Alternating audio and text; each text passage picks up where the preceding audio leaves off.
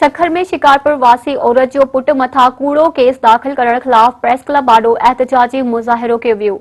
शिकारपुर जे इलाइक़े थाणे चक जे हद ॻोठ साईदास जी रवासड़ मसमात शबीरा ज़ाल अब्दुल करीम शेख पंहिंजे ॿिनि पुटनि आज़ाद ऐं शाहिद अली शेख मथा कूड़ो केस दाख़िल थियण खिलाफ गॾु सखर प्रेस क्लब में एहतजाजी मुज़ाहिरो कयो।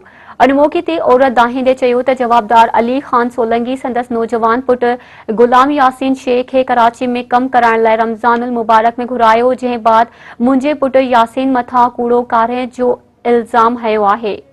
अली खान सोलंकी मुंहिंजे पुट खे पंहिंजी न्याणी सां काढ़े इल्ज़ाम ॾेई अगवा जो ड्रामो रचायो आहे। हुन चयो त असीं ग़रीब आहियूं, असांजे घरनि ते चढ़ाई करे औरतुनि ऐं ॿारनि खे तशद्दुद ऐं तज़लील जो निशानो बणायो पियो वञे। हुन ॿुधायो त अहिड़े ज़ुल्म ख़िलाफ़ इलाइक़े जे 62 वॾेरनि ऐं पुलिस वटि बि वियासीं, पर उहे असांखे हिरासा करे रहिया आहिनि। हुन पीपुल्स पार्टी चेयरमैन बिलावल भुट्टो ज़रदारी, वॾे वज़ीर मुराद अली शाह, IG सिंध DIG लाड़काणे खां अपील कई आहे त मामले जो नोटिस वठी खेनि तहफ़्फ़ुज़ ऐं इंसाफ़ फ़राहम कयो वञे।